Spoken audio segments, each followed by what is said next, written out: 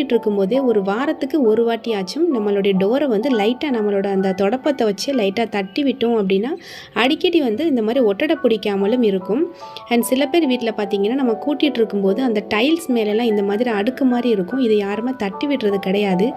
இதே நம்ம லைட்டாக தட்டி விட்டு கூட்டணும் அப்படின்னா ஒரு சின்ன சின்ன வேலைகளுமே நம்மளுடைய பெரிய வேலையை நமக்கு மிச்சப்படுத்தும். ஸோ கண்டிப்பாக ட்ரை பண்ணுங்கள்.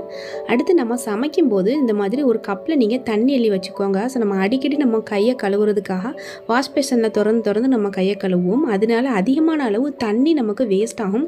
ஸோ இந்த மாதிரி ஒரு கப்பில் நம்ம தண்ணியில் வச்சிட்டோம் அப்படின்னா நம்மளுடைய வேலை முடிக்கிறது வரை இந்த ஒரு கப் தண்ணி மட்டும்தான் நமக்கு யூஸ் ஆகும்.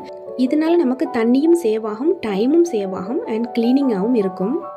அடுத்து பார்த்திங்கன்னா நம்ம வாசலில் பால் பாக்கெட் எடுத்து கொண்டு வந்து ஃப்ரிட்ஜில் வைப்போம். நம்ம வைக்கும்போது இந்த மாதிரி ட்ரேயில் தான் வைப்போம். ஸோ இதனால் பால் வந்து லைட்டாக லீக் ஆகிறதுக்கு சான்சஸ் இருக்குது. ஸோ லீக் ஆச்சு அப்படின்னா ஃபுல்லாக நம்ம க்ளீன் பண்ணுற மாதிரி ஆயிரும். ஸோ நம்ம